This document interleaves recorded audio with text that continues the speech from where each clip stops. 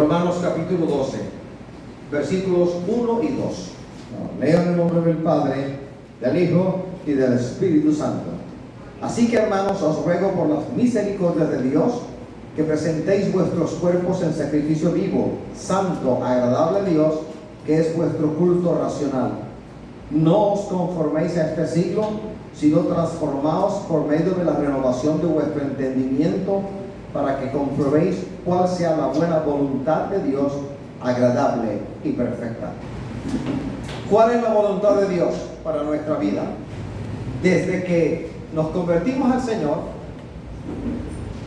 en multitud de ocasiones somos confrontados con decisiones que hay que tomar. Decisiones trascendentales, decisiones que van a afectar nuestra vida, decisiones que van a afectar la vida de nuestro entorno familiar o laboral. Somos confrontados con muchas situaciones de las cuales muchas no son nada agradables. Entonces nos preguntamos, ¿cuál es la voluntad de Dios? ¿Renuncio o no renuncio? ¿Acepto el trabajo que me están ofreciendo o no? ¿Me mudo a otra ciudad o no? ¿Me caso o no me caso? ¿Vamos a tener media docena de hijos o no? ¿Me cambio de iglesia o no me cambio de iglesia? Decisiones que van y decisiones que vienen. Y en todas esas oramos, a veces hablamos con los hermanos, aún de otras congregaciones. Hermano, ore por mí. Estoy confundido, no sé qué hacer, debo tomar una decisión, pero no sé qué hacer. O sea, la pregunta que hoy les formulo a ustedes es esta: ¿cuál es la voluntad de Dios entonces? ¿Cómo descubrir la voluntad de Dios? ¿Cómo hacerlo? Alabados al Señor. En el caso particular de los escritos paulinos, de las epístolas que Pablo escribió, encontramos con frecuencia la palabra telos y la palabra telema, que traducidas de griego a español son voluntad, significa voluntad. La voluntad de Dios y la obra salvífica de Cristo en cada uno de nosotros. Por ejemplo, Gálatas 1:4 dice: el cual se dio a sí mismo por nuestros pecados para librarnos del presente siglo malo, conforme a la voluntad de nuestro Dios y Padre. Alabados al Señor. Por esta acción de Cristo Jesús, que según la voluntad santífica de nuestro Salvador, de nuestro Redentor, de nuestro Mesías, hemos sido alcanzados. Su voluntad ha llegado a nuestra vida. Por voluntad divina nosotros hemos nacido de nuevo. Nosotros estamos llamados a ser filiación de Dios. Y en esto tenemos que exaltar la voluntad del Padre, que quiso reconciliarse con nosotros a través de Cristo Jesús, Señor nuestro. Y en esto sea la gloria para el Padre eterno y para nosotros el gozo de haber sido llamados a el Evangelio del Señor. Otro ejemplo, Efesios 1:5, dice: en amor, habiéndonos predestinado para ser adoptados hijos suyos por medio de Jesucristo, según el puro afecto de su voluntad. Ahora bien, cuando yo leo Efesios 1, del 9 al 10, dice: dándonos a conocer el misterio de su voluntad según su beneplácito, el cual se había propuesto en sí mismo, de reunir todas las cosas en Cristo, en la dispensación del cumplimiento de los tiempos, así las que están en los cielos como las que están en la tierra. Entonces, ha sido la voluntad de Dios, fue la voluntad de Dios la de que nosotros estemos en Cristo Jesús, Señor nuestro. Amén. Nadie le buscó. No es por merecimiento humano que tal cosa no existe, sino porque a Dios le plació, por el puro afecto de su voluntad, por amor de sí mismo, desde antes de la fundación del mundo, reconciliarse con nosotros a través de la cruz de Cristo Jesús, Señor nuestro. Gracias, Padre. Ahora bien, hermanos queridos en Cristo Jesús, ya que el Padre, el Hijo y el Espíritu Santo voluntariamente extendieron salvación para nosotros, es nuestra obligación procurar averiguar, descubrir cuál es su voluntad para cada uno de nosotros. Desde que nos convertimos, ese debe ser un propósito que nunca puede fallar. Señor, ¿cuál es tu voluntad para aquello? ¿Cuál es tu voluntad? para esto. Porque las circunstancias por las cuales vamos pasando van cambiando, no son las mismas. Y lo que el Señor hizo conmigo en una circunstancia, no necesariamente lo va a hacer en otra circunstancia. Porque Él, que todo lo sabe, espera que nosotros, dependiendo de Él, busquemos su voluntad. Pero la palabra es, la pregunta es, ¿cómo averiguo yo la voluntad de Dios para los asuntos gordos de mi vida, de mi familia? ¿Cómo lo hago? ¿Cómo hago para que el Señor me dé, me revele, me entregue su voluntad para cada paso que yo debo dar? Hay algunos pasos que son como pequeños, pero no lo son, porque son trascendentales. Hay otros pasos que parecen muy grandes y no lo son, son pequeñitos. Y una circunstancia en nuestra vida no es exactamente igual a otra circunstancia en el transcurso de nuestra vida. Es más, hace mucho tiempo pasamos por ciertas circunstancias y parece que se presentaran ahora, pero no son las mismas. Así que no puedo aplicar regla de 3 compuesta. No puedo hacerlo. No puedo. Como allá el Señor me dijo esto y esto y esto, el Señor me va a decir acá esto y esto y esto. Y no es así. A veces, en ciertas circunstancias, tú oyes la voz de Dios y el Señor te dice, haz esto y esto y esto y esto y aquello. Él te habla, te revela, te da cuál es su voluntad, expresamente te lo dice. Pero hay otras circunstancias parecidas o peores en las cuales el Señor calla. Y hay un silencio. El ejercicio de los dones que nosotros hay no nos va a ayudar. Porque el Señor ha callado. Y cuando el Señor calla, ¿qué debo hacer cuando el Señor calla? Y no hablo acerca de un asunto. Primero, seguir haciendo todo lo bueno que ya me enseñaron. Y segundo, no dejar de buscarle a Él de corazón. Porque hay que buscarle de corazón. ¿Amén o amén, hermano? Amén. Gracias, Padre. Entonces, hay 6 puntos que voy a tocar rápidamente. ¿Cómo descubro yo la voluntad de Dios? ¿Cuál es la voluntad de Dios? ¿Dónde la encuentro? ¿Cómo la hallo? Primero, el primer principio es, para la vida nuestra cristiana, es leer, estudiar, escudriñar su palabra. No podemos soslayar el estudio de la Biblia como muchos ya han hecho. La han dejado a un lado y se quedan con el repertorio de las cosas que ya pasaron.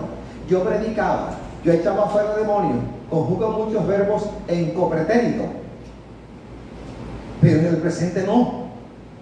Entonces, no debe haber ninguna duda en la iglesia de la necesidad imperiosa de conocer el contenido de la Sagrada Escritura. Yo debo conocer la palabra. Ahora bien, ¿de quién es el deber de estudiar la palabra? Sí, del pastor, sí, del maestro, sí, de todo creyente, porque Dios no hace excepción de nadie. Es todo creyente que debe leer la Biblia. Ahora, ¿cómo abordar la lectura de la Biblia?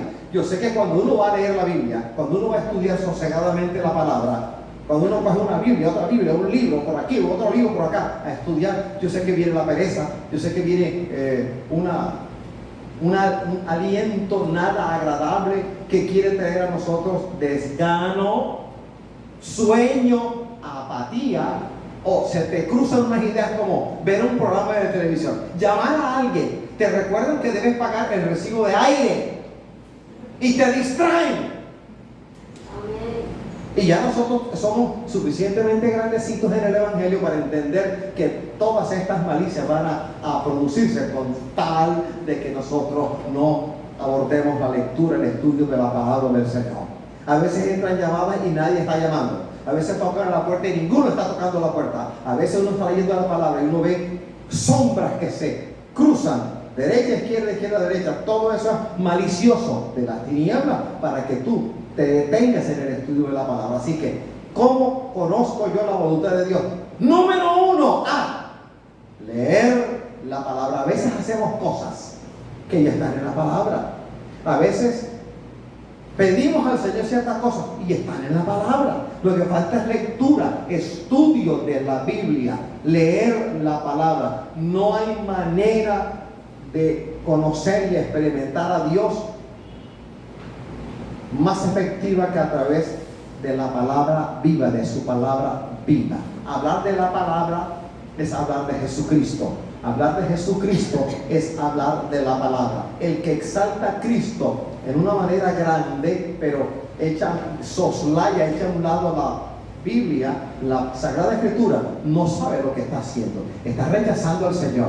La palabra logos, que tiene ciertas acepciones, en Juan, por ejemplo, logos es el verbo, y en el principio era el verbo, y el verbo era Dios. Logos es la palabra y a la vez Jesucristo, porque Él es nuestra palabra. Alabado sea el Señor. Vamos a buscar primero de Tesalonicenses 5. Rápidamente un lector de primero de Tesalonicenses 5 del 15 al 18. Y otro me va a buscar el Salmo 19. 3 versículos, 9, 10 y 11. Salmo 119, versículos 9, 10 y 11. Y primero de Tesalonicenses 5 del 15 al 18. Alabado sea Jesucristo. ¿Quién lo encuentra? ¿Quién lo encontró? ¿Quién me lo va a leer? Mirad que ninguno pague a otro mal por mal. Antes seguid siempre lo bueno uno para con otros y para con todos. Estad siempre gozosos, orad sin cesar, dad gracias en todo, porque esta es la voluntad de Dios para con nosotros en Cristo Jesús. Entonces, si yo tengo un problema ahí, hermano, se me quitaron las ganas de orar, ¿qué hago? ¿Cómo que me vas a preguntar qué hago si la palabra que está diciendo que oremos sin cesar? Eso es un principio bíblico. O sea, hay cosas que ya uno conoce por la palabra que uno le va a preguntar al Señor. No deberíamos, eso ahí es parte de nuestra responsabilidad. Ya lo conocemos. ¿Qué dice el Salmo 119? 9, 10 y 11. Como feliz que hará el pobre en su camino, como guardar tu palabra. Con todo mi corazón te he buscado. No me dejes desviarme de tus mandamientos. En mi corazón he guardado tus dichos para no pecar contra ti. Entonces, un joven o un anciano, ay, hermano, yo necesito limpiar mi vida, ¿qué hago? Está en la palabra, o usted no la lee, entonces usted la ignora. ¿Qué tal que el Señor te diga, me preguntas y me preguntas, ¿y por qué no lees la palabra si eso está en la palabra? ¿Cómo limpio mi camino? Leyendo la palabra, estudiándola, atesorándola. Alabados al Señor. Con respecto a la palabra, cada creyente, cada cristiano tiene responsabilidades. Por ejemplo, Josué 1:8. Otro ejemplo, el Salmo 1, versículos 1, 2 y 3. Por ejemplo, Proverbios 6, del 21 al 22. Son ejemplos de nuestra responsabilidad ante la palabra revelada, escrita, traída a nuestra vida. Debemos obedecer este mandamiento con humildad. ¿Qué dice Romanos 10:17? La fe es por el oír y el oír por la palabra. Pero lo conocemos. Ay, hermano, yo tengo problemas de fe. O sea, a veces el pastor puede sonar muy rudo, agreste, montañés, desértico al decir, hermano, pero lo que pasa es que usted no lee la palabra. Eso está en la Biblia, léala, no sea flojo, no sea perezoso. Así que la fe es por el oír y el oír por la palabra. Irreemplazable, insustituible. Apocalipsis 1:3, ¿qué dice? Bienaventurado, el último libro del Nuevo Testamento, de la palabra en general. Apocalipsis 1:3, ¿qué dice?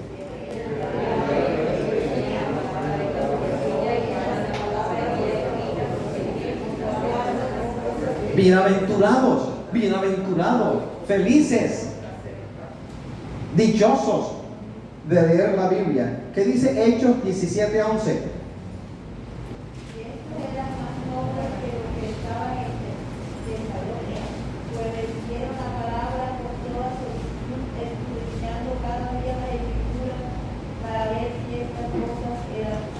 El apóstol Pablo en sus viajes misioneros, en su misión, utilizaba todo lo que estaba a la mano, todo lo que el Señor le daba para propagar, para difundir, diseminar la palabra que a él le fue dada, para cumplir la misión impuesta sobre sus hombros por Cristo Jesús.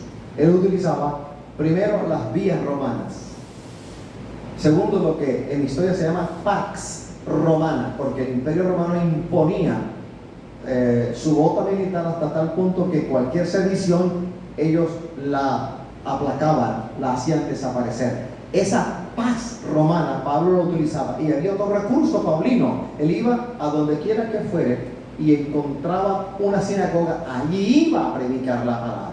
En Macedonia, allí en Berea, fue a predicar la palabra, a enseñar la palabra que él había conocido como judío, como fariseo, y la palabra del evangelio revelada a él por Cristo Jesús Señor nuestro. Iba allí, usaba el recurso ya habido, lo usaba. Llegó a Berea, en la sinagoga empezó a hablar del evangelio, hablar del Cristo prometido en el Antiguo Testamento, del Cristo que ya había venido, del Cristo encarnado.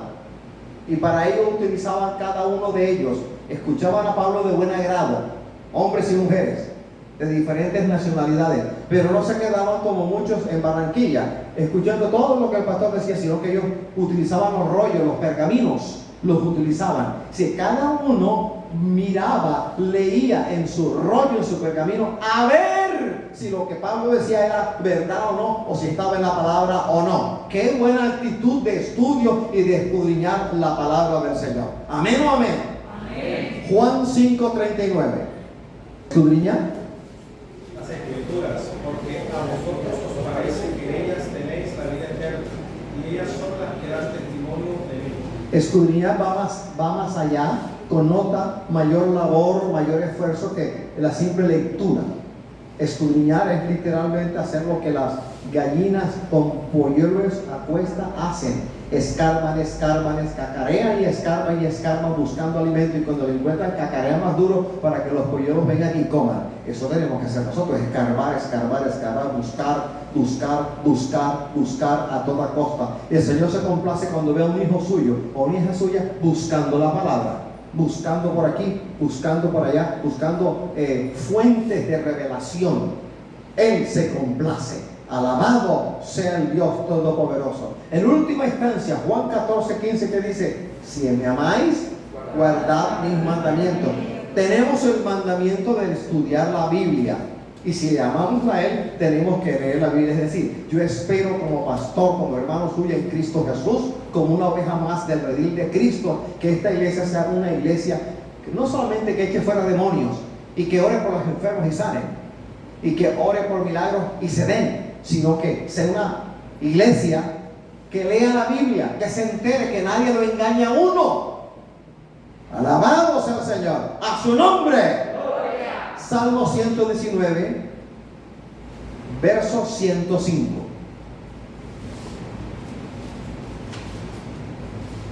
¿Cómo saber la voluntad de Dios? ¿Cómo descubrirla? Número 1, leyendo la Biblia, enterándonos de lo que hay en la palabra para nosotros y para todo el mundo. ¿Qué dice el Salmo 119, 105? Lámpara es a mis pies tu palabra y lumbrera a mi camino. Si lo dice la Biblia, yo lo creo a pies juntillas, a rajatabla, lo creo. Alabado sea el Señor. Primer punto es ese.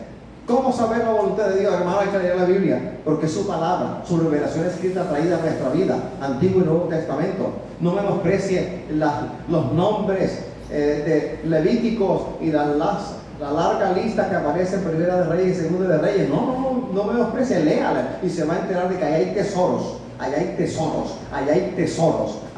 hay tesoros. Hermano, tengo problemas con mis neuronas, células cerebrales, yo leo y se me olvida todo. Pues vamos a orar por un milagro, que el Señor que formó la fisiología, la anatomía del ser humano, tiene el poder, la voluntad, el amor para hacer que tú recuerdes lo que leas y entiendas lo que leas. Yo lo creo. ¿Usted lo cree, hermano? Amén. ¿Usted lo cree? Amén. Aplaudo al Cristo que todo lo puede.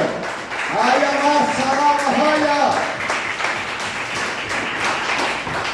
¿Cómo descubrir la voluntad de Dios? Punto número 2. Tenga un corazón para Dios. Tenga un corazón para Dios. Tenga un corazón para Dios. Segundo de Samuel 23:5. ¿Quién lo lee? Segundo de Samuel 23:5. No es así gracia para con Dios. Sin embargo, él ha hecho conmigo pacto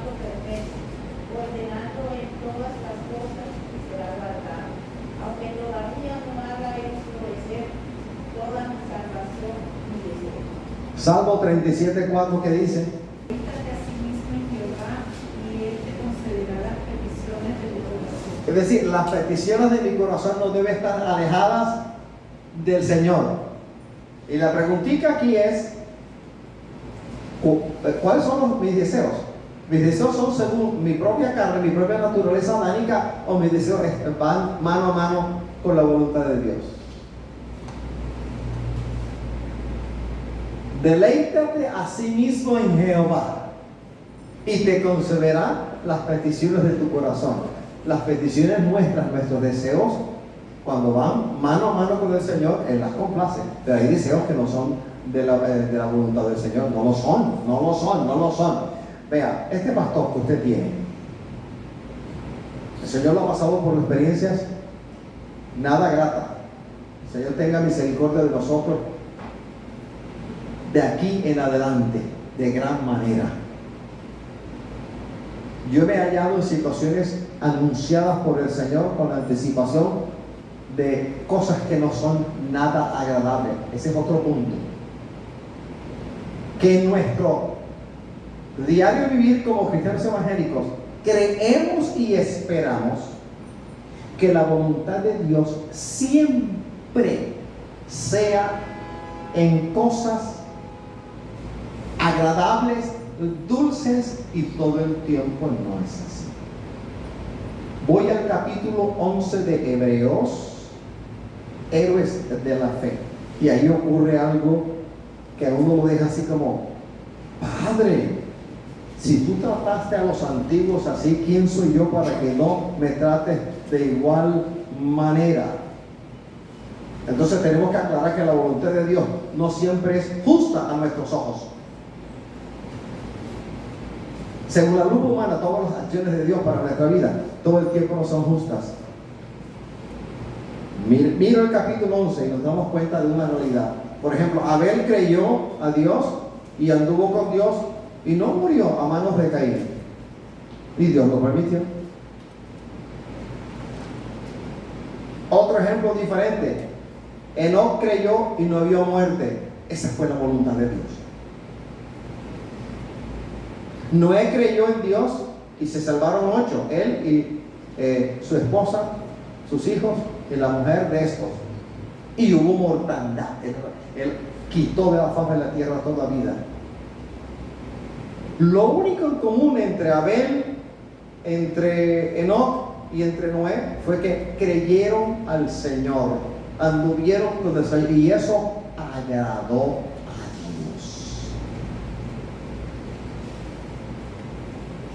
¿Por qué a unos de una manera y a otros de otra manera? No lo entiendo y no tengo por qué entenderlo, pero yo sí hay algo que yo entiendo. Dios es justo. Él no hace acepción de personas. Él no es rosquero, hablando en términos de Soledad de Barranquilla. Él no es rosquero. Es decir, bíblicamente hablando, no hace acepción de nadie. Y todo lo que hace, lo hace con un propósito santo. Qué bueno que nosotros seamos hijos de Dios y esperemos todas las cosas buenas de Dios. Pero mejor es que esperemos que la voluntad de Dios sea perfecta en cada uno de nosotros. Nos guste o no nos guste. En lo negro, en lo blanco, en lo alto, en lo bajo, en lo ancho, en lo estrecho, en la escasez, en la abundancia. Que en todas circunstancias estemos dispuestos a que la voluntad de Dios se haga perfecta en cada uno de nosotros. ¿Cuántos dicen amén? Amén. Los deseos nuestros van de la mano del Señor. 37:4. Deleítate a sí mismo en Jehová y te concederá las peticiones de tu corazón. ¿Qué es deleitarse en Jehová? Leer la Biblia, gozarnos en cumplir su palabra, que Él nos dé su clara guía. Y entonces, y solo entonces, vendrán las complacencias del Señor. Así que eso, he oído a muchos extenderlo, eso parece un acordeón. Hermano, la Biblia dice, deleítate en Jehová y te concederá las peticiones de tu corazón. Pero léalo bien. Primera parte del versículo es el deleitarse en Jehová. Y en la segunda parte es que Él concede las peticiones de tu corazón. ¿Qué es conceder las peticiones de tu corazón? Que Él te diga sí a lo que estás pidiendo cuando has pedido según su voluntad. Hay cosas que uno pide y el Señor nunca va a dar. Hay oraciones que el Señor no va a escuchar, no va a responder. A veces uno pide un color, el moradito, y el Señor le sale uno con un blanco resplandeciente. A veces uno pide azul claro y el Señor viene con un verde selva. Y con esto ilustro el hecho de que uno no necesariamente lo que yo pido, el Señor me lo concede, porque yo pido pensando con una limitación grande, en tanto que el Señor ve lo que conviene o lo que no conviene a mi vida. ¿Cuáles son los deseos según Dios? Vamos a Romanos 1:11, a ver qué dice. Romanos 1:11. Romanos 1:11, ¿qué dice? Porque deseo veros para comunicaros algún don espiritual a fin de ser confirmados. Alabados al Señor. Romanos 15:20.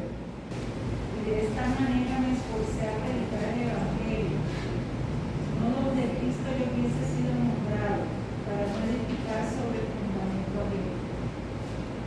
Pablo quiso predicar en Asia y el Espíritu Santo se lo prohibió, por ejemplo. Quiso ir a cierto lugar y el Espíritu Santo dijo, no, no, no. Hay deseos del corazón que el Señor nunca va a complacer.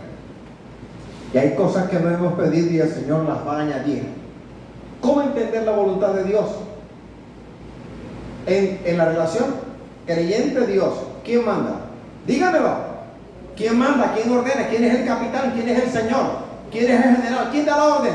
Dios. Y entonces, ¿por qué nos enojamos tanto cuando nosotros queremos, Señor, yo quiero? Pero ¿es tu querer corresponde a la voluntad de Dios? Y ya llevamos un punto. El punto es la palabra del Señor. Ahora, tener un corazón para Dios. Alabado sea el Señor. Santiago 1:5, ¿qué dice, hermanos? Alguno de vosotros tiene falta de sabiduría, pídale a Dios, el cual da la toma abundantemente y sin reproche y desagradable. Hay que ser sabios a la hora de pedir al Señor. Sabios. El mismo libro de Santiago, algunas Biblias dicen Jacobo directamente, que son la misma traducción. 3:17. Santiago 3:17. Hermano, mientras usted busca y lee, debo desarrollar un espíritu, un carácter de sabiduría, pero la sabiduría que viene de lo alto para entender los pasos del Señor, su proceder. ¿Qué dice? Pero la sabiduría que es de lo alto es primeramente pura, después pacífica, amable, benigna, llena de misericordia y de buenos frutos, sin incertidumbre ni hipocresía. Van dos consejos entonces. Primero, hay que estudiar la Biblia. Y segundo, hay que tener un corazón para Dios. Tercer consejo, buscar precisamente el consejo sabio. ¿Dónde lo encontramos? ¿Dónde lo hallamos?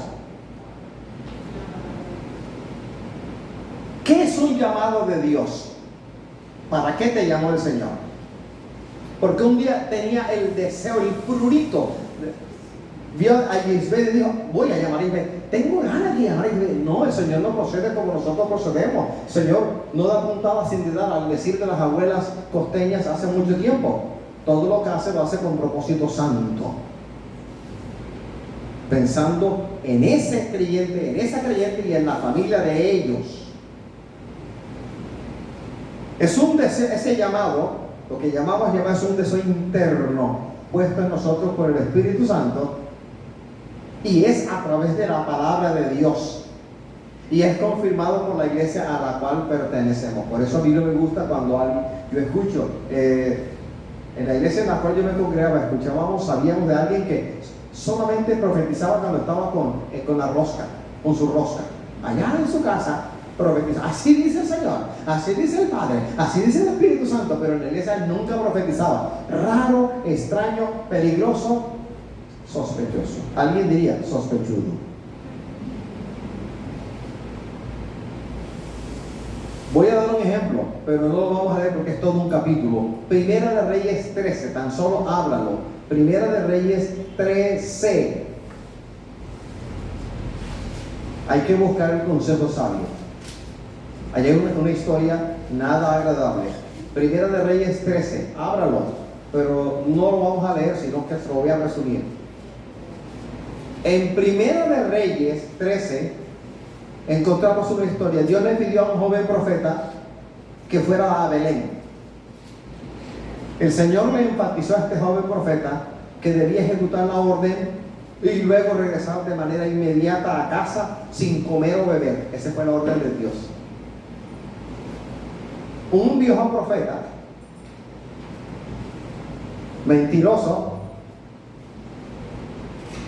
invitó al joven profeta: ven a mi casa, comamos, diciendo que el viejo profeta tenía una nueva palabra de Dios para él. Y según la palabra nueva que el viejo profeta decía que le iba a dar, que había recibido de Dios, el profeta tenía que comer con él en su casa. El joven escuchó la palabra del viejo profeta en vez de escuchar la palabra directa de Dios, la palabra directa de Dios que había recibido de Dios. ¿Sabes qué pasó? Murió por su desobediencia. A mí el Señor me ha venido hablando, desde el año, yo me convierto al Señor en el año 84, y desde entonces para acá el Señor me viene dando directrices, me viene hablando de muchas cosas. Al comienzo yo no sabía que eso estaba en la palabra, y luego descubro que eso está en la palabra. Así que las cosas de las cuales el Señor me ha hablado, no las voy a cambiar, no voy a cambiar, porque eso me lo dio el Señor. No ningún concilio, no ningún hombre, no ningún abuelo necio, sino que el mismo Señor me ha hablado. O sea, la palabra que el Señor me dio, la orden que el Señor me ha dado, ¿acaso la pueden cumplir? Porque somos amigos de lo novedoso, porque es moda. No, ni por moda, ni por novedad, nada de eso, sino que el principio de Dios, así como Él no cambia, Él no está sujeto a los cambios fascinantes del mundo, no. En Él no hay mudanza ni sombra de variación, lo dice Santiago 1:17. Si el Señor no cambia, su palabra tampoco la cambia. O sea, palabra que me dio a mí directrices claras con respecto a ustedes, con respecto a la iglesia. Me ha mostrado a la iglesia, me ha mandado a orar por la perniquebrada. Una vez aparecí yo en una visión de noche, en un lugar como un parque, con un dolor profundo en el corazón.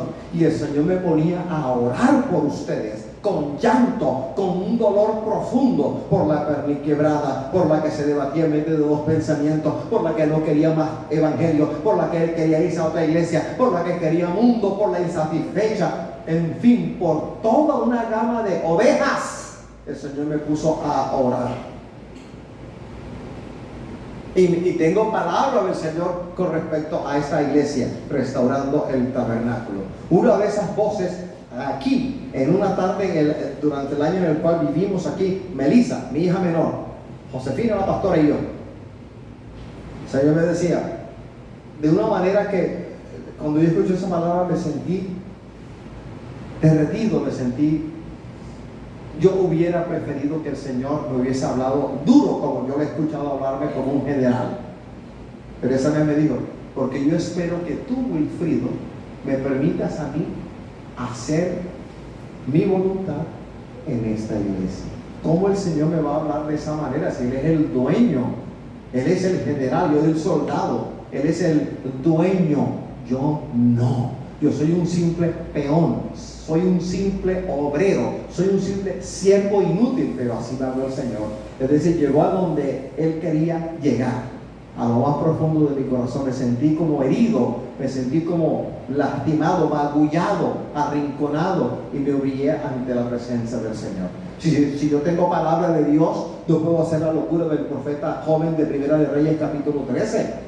Escuchar otras, ay sí, hay verdad. Si el Señor me mandó desde un comienzo a no imitar a ninguno en la forma de predicar. Predica como yo te he enseñado. Enseña como te he enseñado. Entonces, ¿cómo voy a adoptar la forma de predicar de otro? No, Señor, no voy a cambiar. Conocí a uno que predicaba la palabra aquí en Barranquilla común y corriente, normal. Pero tuve un encuentro desafortunado con alguien de Miami, de Centroamérica, y eso fue terrible. Entonces ya cambió el modo de hablar, ya cambió el acento a la hora de hablar, y cuando iba a predicar obligaba al que tocaba la batería a que estuviera todo el tiempo allí, y era como un redoblante. Cuando decía algo, señalaba, y el redoblante. ¿Quién le enseñó eso? No fue el Espíritu Santo. ¿Quién le enseñó esa moda? De Miami vino esa inmundicia. A su nombre. A su nombre.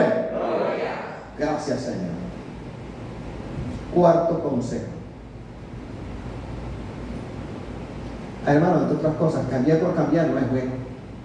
Número 4, buscar la providencia de Dios. Hay circunstancias de la vida que están fuera de nuestro control.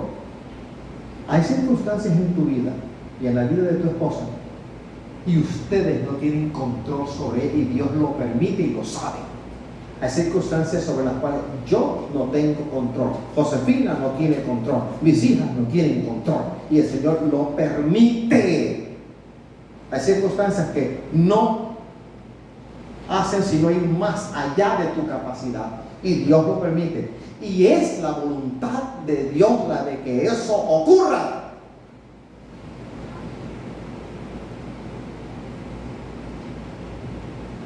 Ejemplo bíblico, el ministerio y los viajes de Pablo. Pablo tuvo un llamamiento llegando a Damasco impresionante.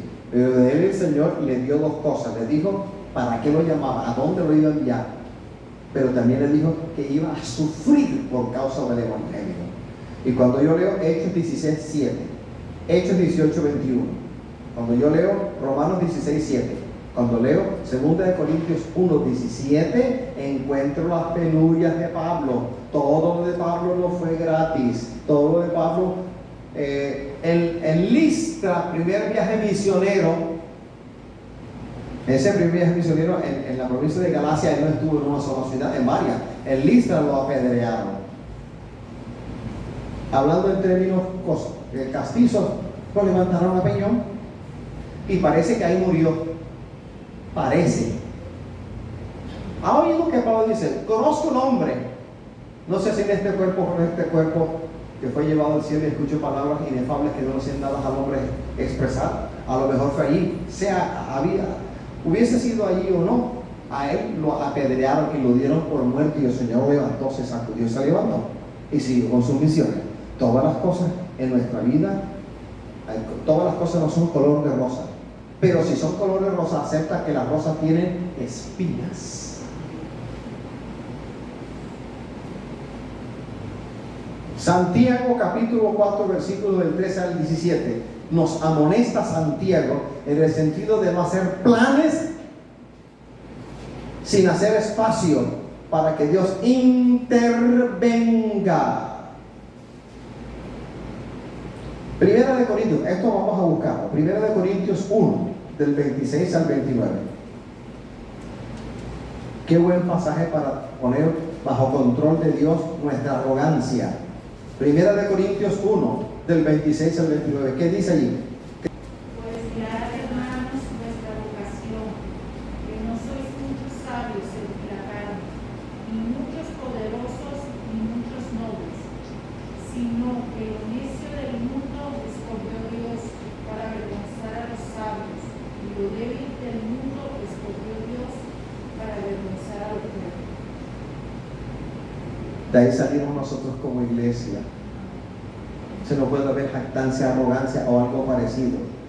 Alabarlo, un buen ejemplo, un buen pasaje para poner bajo control de Dios nuestra arrogancia, si es que la hay. Yo leo el capítulo 24,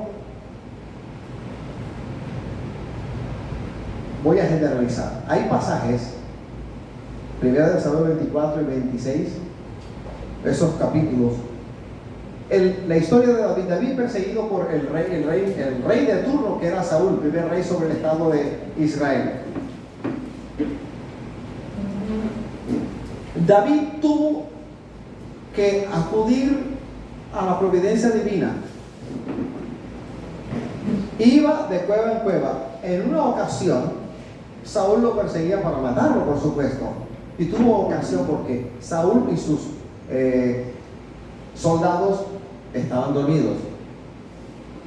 Y David tuvo ocasión para arrancarle la vida a Saúl, y David no lo hizo. David tuvo la oportunidad de matar a Saúl, pero no lo hizo, ya que el Señor no le había dado autoridad para hacer semejante cosa. Quinto consejo: A veces tenemos que preguntar, oye, ¿tiene sentido esto que estoy haciendo yo, que estoy pensando hacer? ¿Lo que estoy haciendo tiene sentido ante los ojos del Señor?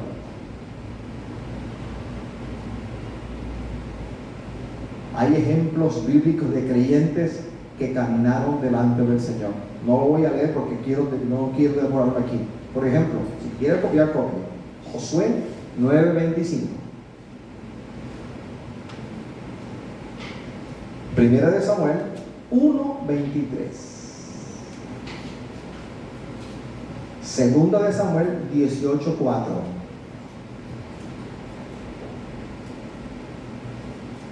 Primera de Crónicas 13:2. Segunda de Crónicas 30:23. Segunda de Crónicas 30:23. Esta es buena. Esdras 7:18. Esdras 7:18.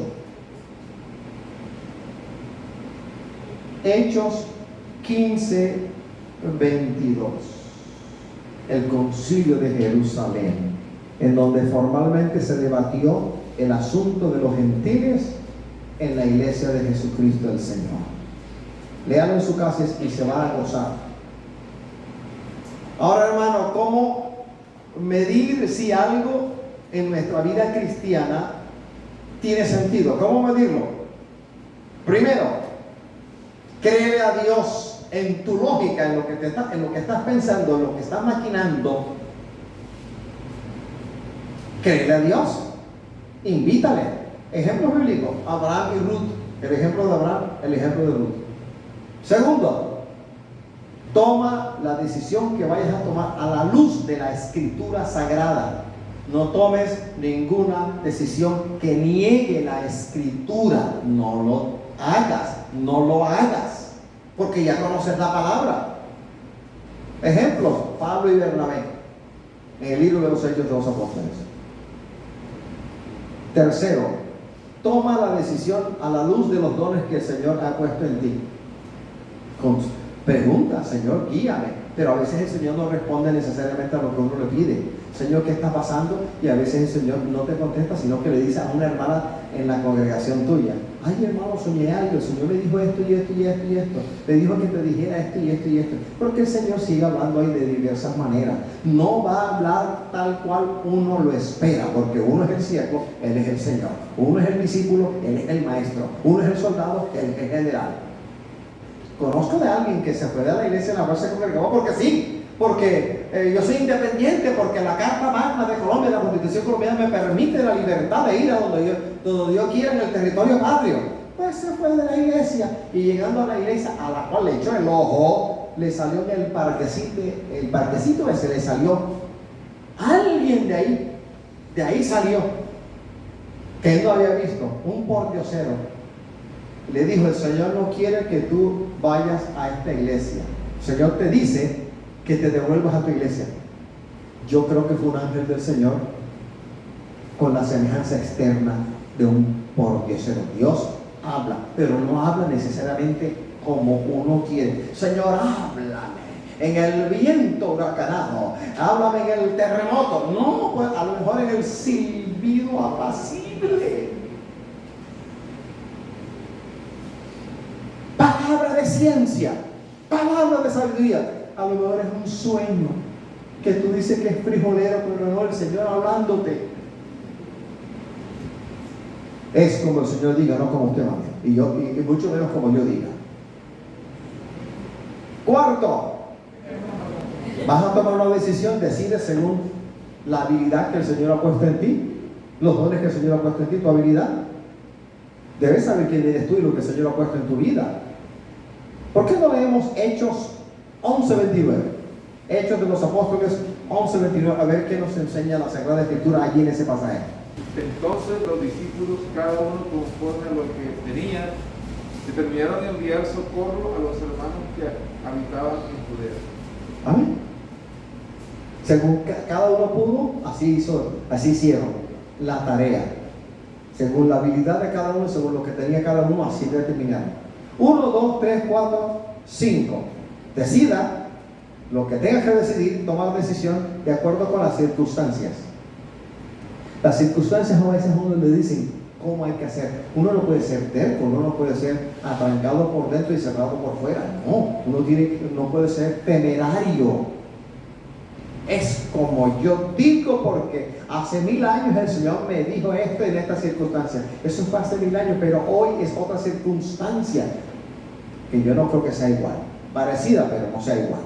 Alabado sea el Señor. Tenga como referencia Hechos capítulo 9, del 23 al 25. Hechos 9, del 23 al 25. Y también Hechos 16, 3. Lástima que el resto de hermanos no vinieron, porque quería este mensaje para cada uno de nosotros. Y otra cita, 1 Corintios 16, del 5 al 9. 1 Corintios 16, 5 al 9. Referencia para que en su casa lo estudie. 1, 2, 3, 4, 5, 6. Respuesta 6 a la preguntita dentro del punto 5, que es cómo medir si algo tiene sentido o no en nuestra vida. Ten una estrategia general, pero siempre debes estar dispuesto a que el Señor intervenga y te diga no es así o así es como debe ser. El plan de Pablo de visitar a Macedonia y a Corinto, por ejemplo, el 2 de Corintios capítulo 1.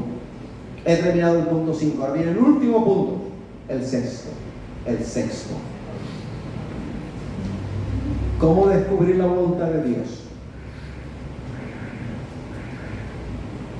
Y lo pongo de último porque debe ser el último, no el primero. La divina intervención